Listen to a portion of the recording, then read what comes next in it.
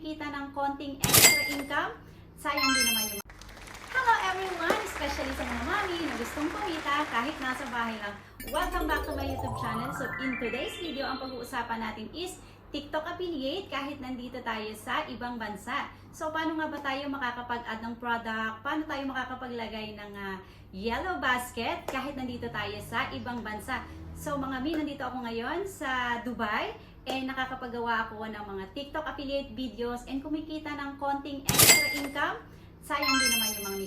So mga mi, stop ka muna sa yung ginagawa and panoorin mo lang tong konting video na to at baka sakaling meron ka matutunan at makatulong to sa'yo para sa iyong extra income. So itong tutorial na to is paano tayo makakapag-add, paano tayo makakapaglagay ng yellow basket.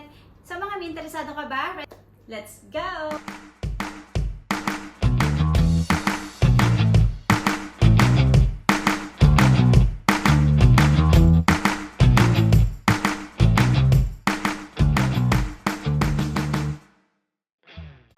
Punta lang po kayo sa inyong profile account, hanapin nyo lang si TikTok Studio.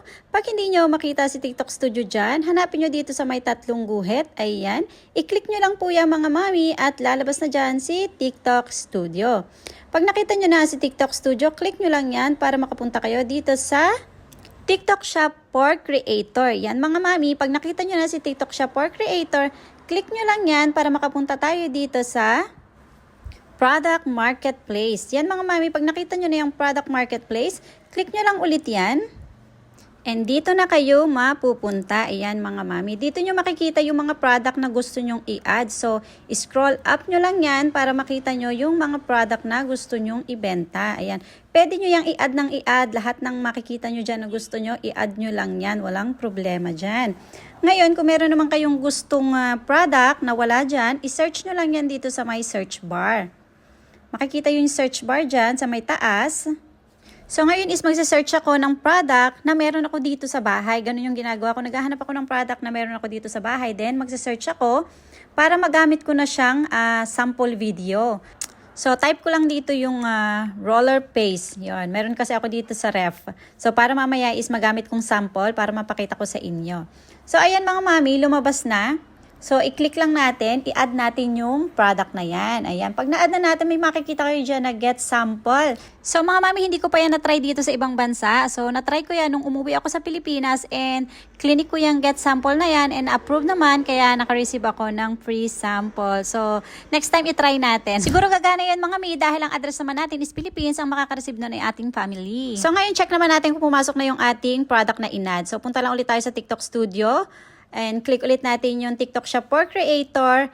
And ngayon, ang i-click natin is Manage Showcase. Hindi niya yung kabila. So, Manage Showcase naman ang ating i-click. And, charan! Ayan, nandyan na yung ating inad kanina na product. So, ito mga mami, pag clinic nyo to is wala talagang lalabas. Ang lalabas dyan ay product not available in this country or region. So, okay lang yun. Walang problema. Makakapag-add pa rin tayo sa ating yellow basket. So, ayan mga mami. Gagawa na tayo ngayon ng sample video. So mga mami, syempre bago kayo gumawa ng video, i-ready nyo na yung inyong mga gagamitin. So ngayon nga is gagawa tayo ng video direct na sa ating TikTok account. So balik lang ulit tayo sa ating profile account. Ayan. Tapos makikita natin dyan sa baba yung plus sign. Makita dyan yung plus. So i-click nyo lang yung plus na yan. Yan. Click nyo lang yan.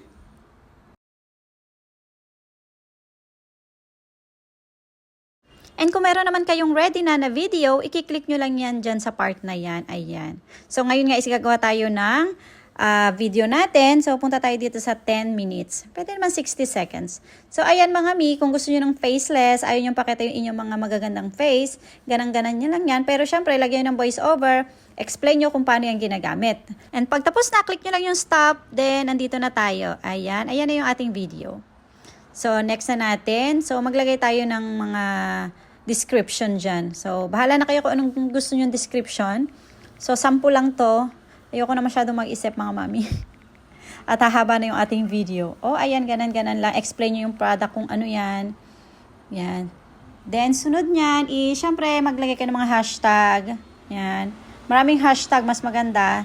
Then, click nyo rin yung mention kung gusto nyo i-mention yung dati yung video, kung meron na kayong ginawang dating video. pwede nyo yung i-mention dyan, yung mga posted na video nyo. So, kung ayaw nyo naman is okay lang. Then, location, kung gusto nyo lagyan, lagyan nyo. And, eto na mga mami. Mag-a-add na tayo ng link. Mag-a-add tayo ng yellow basket. So, click nyo lang yung product. Ayan. Dun sa add link, then product. Click nyo lang. And, ayan na mga mami. Lalabas na yung ating inilagay dyan kanina na product. So, add nyo lang yan. Click okay lang. Yan. Follow nyo lang yung yung step. So, ayan, pwede nyong baguhin yan kung gusto nyong baguhin yung pangalan. Ako, ang nilalagay ko normally dyan is click yellow basket or order now, ganon. Para minsan kasi, hindi nila alam kung saan i-click. So, pag may nakita silang ganon, nakiklik nila yon. Yung iba kasi, syempre, hindi pa nila alam yung pag-shopping nila sa TikTok account.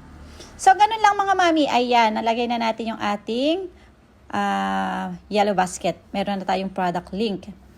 So, ngayon, kung gusto nyo palitan yung cover photo, yan, pili lang kayo dyan. Yan, lagyan nyo rin ng text dyan sa baba. Yan. Maganda yung may mga text din kasi para mabasa agad ng mga audience natin. Para yung mga customer is ma-attract. So, lagyan nyo ng magandang text. So, ganun lang. Andali lang mga mami, di ba? So, ayan, pagkatapos nyan, then okay na, ready na. So, papakita ko sa inyo paano natin ipopost. So, dahil nga sample video lang to, hindi ko siya ipopost sa public. So, i-click ko lang siya sa only me. Okay? Only you. Okay, click lang natin dito. May makikita kayo dyan. Siyempre, pag kayo, ang ilalagay nyo is everyone. Yan.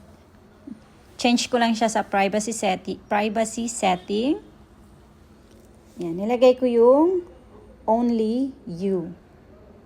So, pag kayo, wag niyong kalimutan, ilagay sa everyone. Pag magpo-post na kayo, pag ready na yung video na okay na, ilagay niyo na sa everyone. So, ayan lang mga mami. And, i-confirm ko na ipopost ko na. Ayan. Kung ano man yan nakalagay dyan, gusto niyo okay, kung gusto niyo i-allow or hindi, cancel niyo na lang kung ayaw niyo. Then, eto na. Eto na yung ating video. So, i-check natin dito sa ating private video. So, ayan na mga mami, nakalagay na. And nakalagay na rin syempre yung ating yellow basket. Ayan. So, sa Pilipinas, makiklik nila yan. So, pag dito naman sa ibang bansa, hindi nila makiklik. Kasi nga is hindi naman sila pwedeng umorder. So, at least yung mga taga-Pilipinas, yung ating mga customer. So, ganun lang kadali mga mami.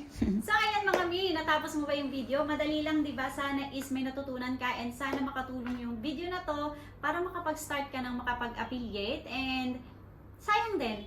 So, kung meron ka rin mga items dyan, kahit ano, i-check mo sa TikTok kung meron, then pwede mo na siyang gawan ng video. Kung ayaw mo makita yung mukha mo is okay lang, ganyan-ganyanin mo lang, then maglagay ka ng voice over. So, ayun lang mga mami. Thank you for watching and hanggang sa mga susunod na video.